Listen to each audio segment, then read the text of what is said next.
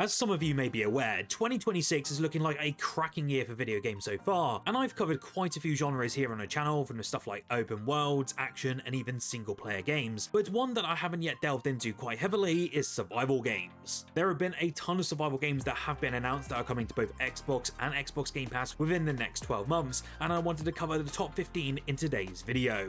Before we do dive in though, this video is always part of the 12 Days of Xbox Nation event which I'm currently hosting, and I'm giving away a game every single day on these videos on the run up to Christmas Eve. All you have to do is just comment below and you're automatically entered. Congratulations to yesterday's winner, just message me over on our Xbox Nation Discord server and I will get that game right over to you. With that though, let's just dive right into the awesome survival games coming our way in the next year.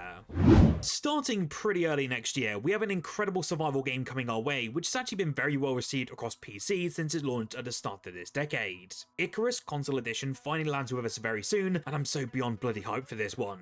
Previously, and as I mentioned, it was released on PC via Steam, and the game is set on a hostile planet of Icarus, where humanity's attempt at terraforming a new home spectacularly failed. Essentially, we'll then have to encounter both Earth-like and extraterrestrial environments that are filled with stuff like unrelenting storms, deadly fauna, and even toxic air alongside sky-shattered lightning storms. Of course, there is everything here as you come to expect from a survival experience, that being exploration, crafting, hunting, and so much more. I know many say that the crafting in this one in general is some of the best they've ever experienced, as it's so in-depth, and you'll spend multiple hours just building anything you want. There is no fixed release date unfortunately other than early 2026, so I do kind of hope that means either January or February to get our hands on it.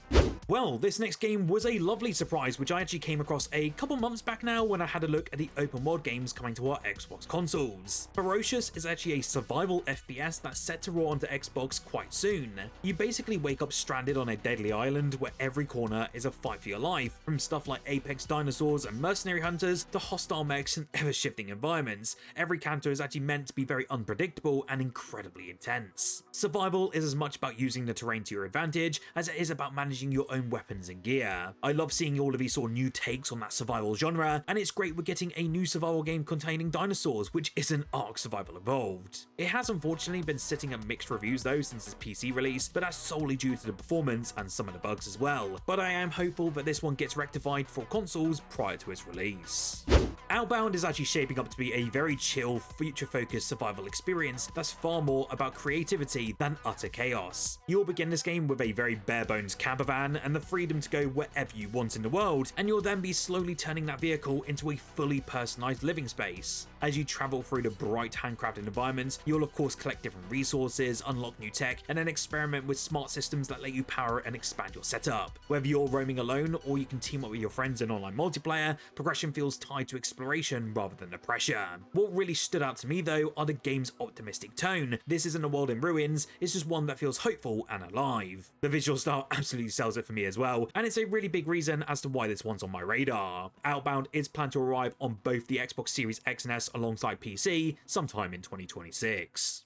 We have a ton of Xbox Game Studio titles landing in 2026, and one of those that has been slated for some time next year is State of Decay 3 from Undead Labs. Unfortunately, we don't actually have any confirmed window yet, which is really a pain, but it is heavily rumored for sometime next year. Of course, we haven't really seen anything in terms of its gameplay for this one outside the original CGI reveal, and of course the short snippets a couple years back at the Xbox Showcase. If it's anything like State of Decay 2 though, it will have us taking on hordes of the undead while recruiting and keeping our community safe. It has been stated multiple times by the development team as well that this one will be the largest game they've ever made, and this entry has now been injected with a higher budget since State of Decay 2 was actually prior to the acquisition from Xbox themselves. I am really hyped for this one, and let's hope though we do see some more of this in the January Developer Direct.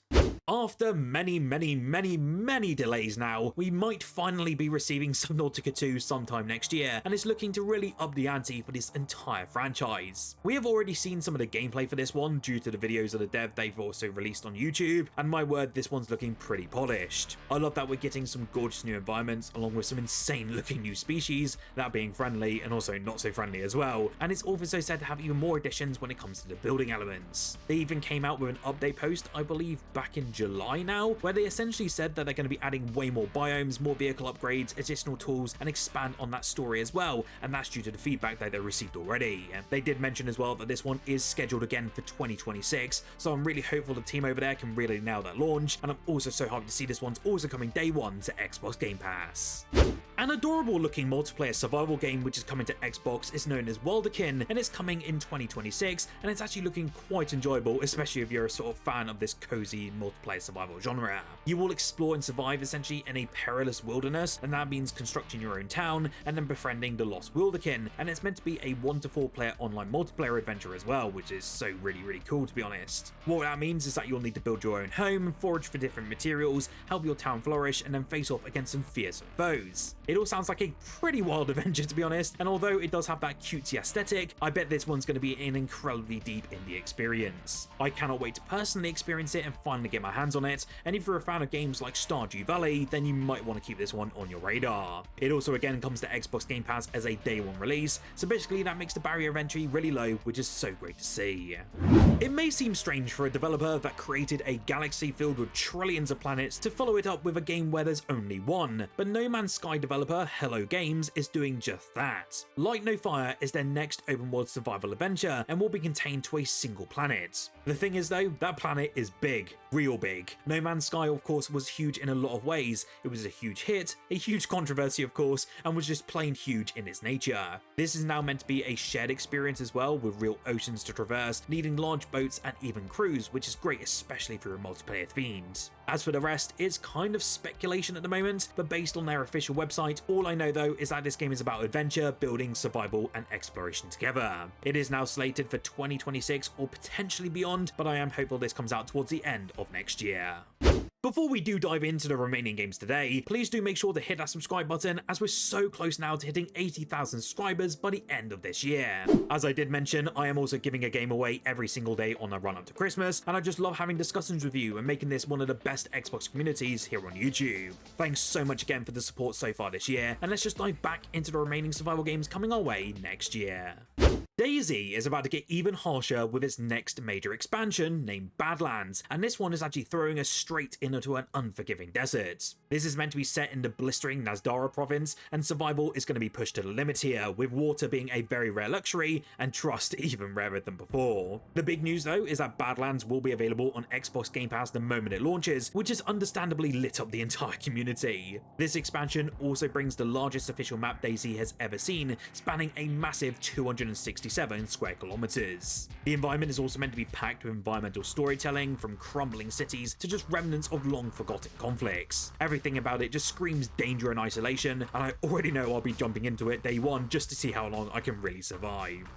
The reveal of Darkwood 2 ended up being one of the biggest surprises to hit Xbox Game Pass pretty recently, especially for fans who never expected to see a follow-up to such a cult indie hit. What makes the sequel even more interesting though is that it's actually going to be developed by a completely different team this time around. The original creators, known as Acid Wizard alongside publisher Hooded Horse, have handed development over to a studio named Ice Pick Lodge, and they're actually the studio behind the game named as Pathologic. Based on what's been shown so far, the tone does feel right at home, and it actually doesn't look to be straying away from the traditional formula. This time though, the setting looks to be shifting dramatically away from the dense forest we know and love though, into a more hostile world that's shaped by a dying sea with deserts, marshlands, and even flooded depths for us to explore. Those new environments of course mean brand new horrors waiting beneath the surface, and trust me, don't let that top-down perspective fool you, because this is one indie sequel that's absolutely worth paying attention to. I Hate This Place is a really incredible looking experience, and it's basically taking all of us players to a warped wilderness where unfathomable creatures and an unforgiving environment will challenge our survival skills. As you can see on screen now, there is also an absolutely insane looking bold comic book art style about it, and it really made me fall in love with this one.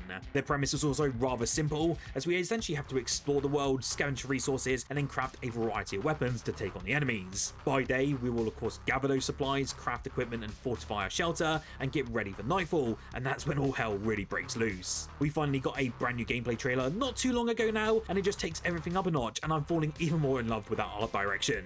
If you are interested, it was due to launch at the end of 2025, but it was pushed back to early 2026 just to ensure a polished experience.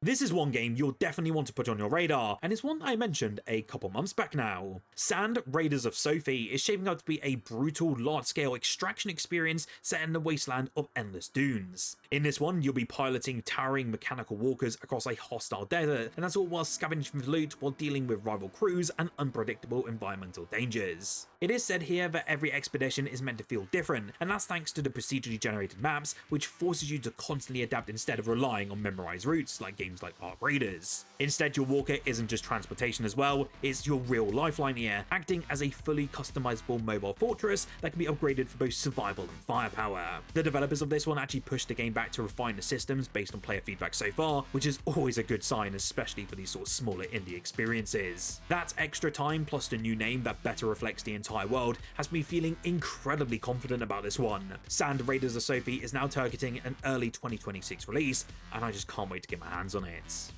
Terminator Survivors will throw you into a future where the war is already lost, at least on paper. Skynet will control the battlefield, and humanity is left fighting from the shadows. Instead of feeling unstoppable, every encounter will be utterly dangerous in this one, and thinking before you act is really important. That means supplies will be scarce, machines will be absolutely everywhere, and survival depends on how smart you really play this one. You'll have to sneak through ruined environments, piece together weapons from salvaged parts, and then interfere with Skynet's networks to slow down its advance. The result is meant to be a more gritty and high-stakes experience that really leans heavily into the Terminator universe, but making it more of a hardcore one and a bit more horror-focused as well. I do hope to see more, as gameplay for this one is practically non-existent at the moment, but it does sound really cool. But we don't have to wait long, as it's meant to release sometime in 2026.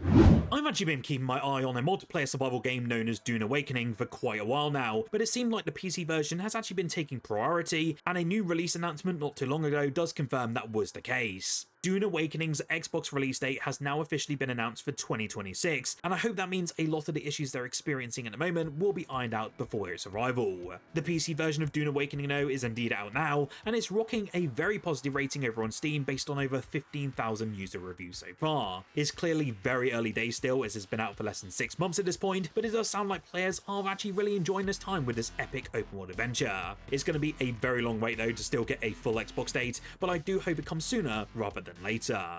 You might not have seen this one before, but BRIGHTFALL is a co-op survival roguelike that instantly grabbed my attention. This one is set on a cursed island in 1666, and the game throws you into a fight against a living, breathing darkness that will actively haunt you. Light isn't just useful here, it will really become your lifeline, as you'll be scavenging, crafting and building while trying to keep your sanity intact, that being even solo or with up to 3 friends. Every run reshapes the island as well, meaning failure isn't the end, and is all part of the progression here. If you push too far into the darkness, you might not come back the same, and what I really love is just how intense it's really shaping up to be, as resources will run out, light will fade, and even teammates can fall to madness. BRIGHTFALL will launch onto PC in early 2026, with the Xbox Series X and S versions coming out later this year, so I'm really excited to hear more very soon. Another survival game quietly lining up for Xbox is called CrisisX, though there's still no exact release date that's been locked in for this one yet. It is set in the gritty 1990s backdrop, and this open world experience looks to blend crafting, base building and large-scale player interaction into a world that's been overrun by infection. You won't just be dealing with AI threats either, there's meant to be thousands of players on the maps that will share it with you, meaning cooperation and betrayal are both very real possibilities, and I just hope it's anything like Ark Raiders, as the PvP in that is just utterly incredible. That means communities can band together to build massive projects, or rival groups can really turn the wilderness into an epic battlefield. It is planned to launch at the moment on PC and mobile first in 2026, with consoles including Xbox expected a little bit later. This is definitely one worth keeping on your watch list though, as it's looking pretty epic in terms of its scale. What survival game are you looking forward to in 2026? You'll have to let me know down below, and also tell me why you're excited for it. Remember as well to comment below for a chance to win a free Xbox game, and do subscribe so you get notified when I upload every single day. If you do want to check out some more Xbox content while you're here though, why don't you check out the video on screen now. As of yesterday, I did cover a video covering the 15 essential Xbox Game Pass games coming out next year, and it's a pretty decent list with a lot of hidden indies that many of you probably wouldn't have even heard of before.